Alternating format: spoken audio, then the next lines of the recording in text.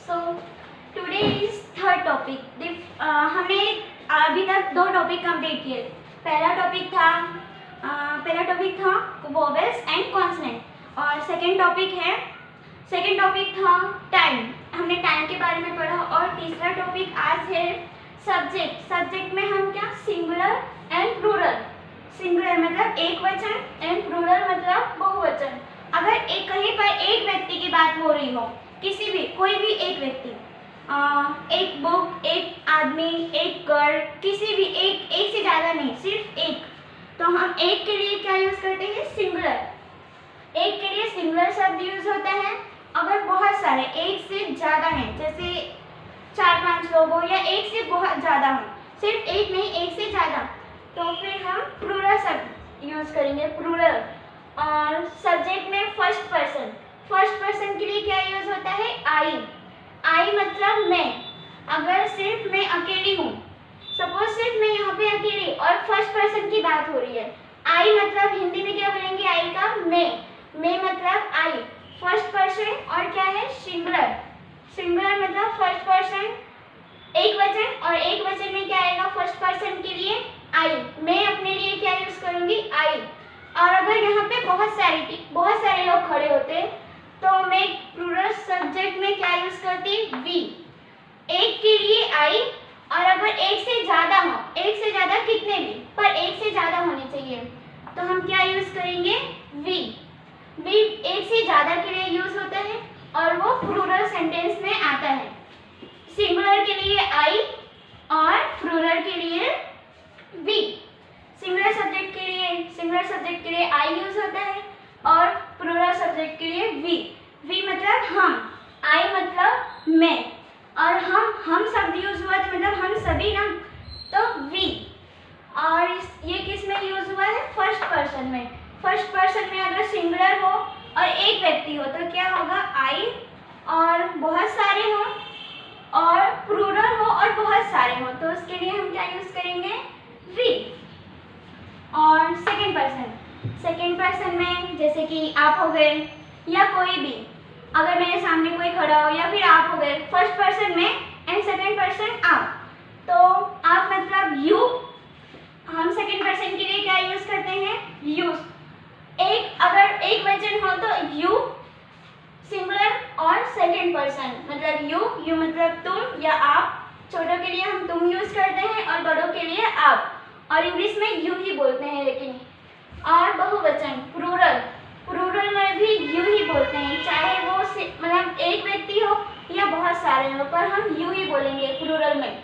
बहुवचन के लिए भी यू और एक वचन के लिए भी यू। सिंगुलर में second person you and plural में सेकेंड पर्सन भी यू ही रहेगा। अगर एक से ज़्यादा व्यक्ति हो तो भी हम यू ही यूज़ करेंगे।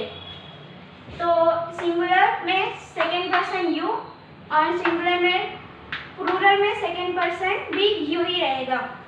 थर्ड पर्सन की बात करें तो सिंगुलर में ही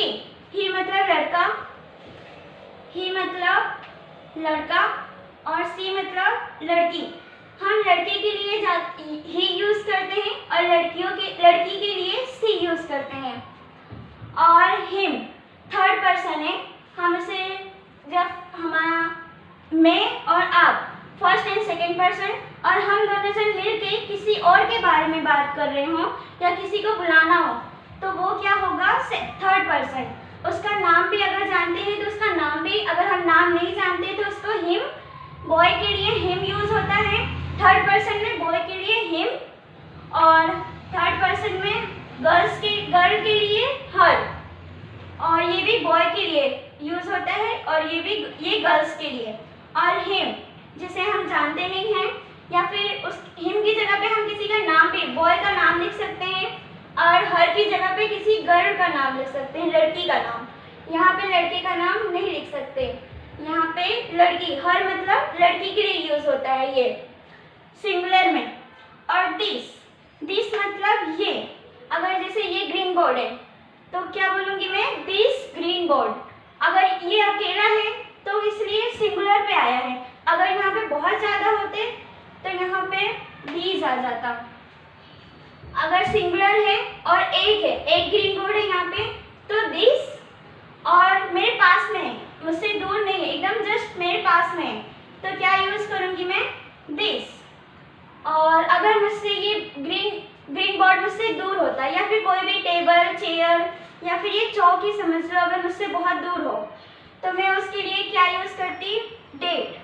डेट मतलब वे। अगर मेरे पास होता तो मैं ये बोलती, अगर मुझसे दूर है तो मैं क्या बोलूँगी? वो, क्योंकि मेरे पास नहीं है। अगर मैं किसी शॉप पे जाती हूँ, सपोज मैं किसी शॉप पे जाती हूँ, अगर मुझे पेन चाहिए हो और वो पेन मतलब शॉप के एकदम अंदर साइड में रखी हो, तो मैं क्या बोलूँगी? मुझे वो पेन चाहिए, मतलब डेट पेन।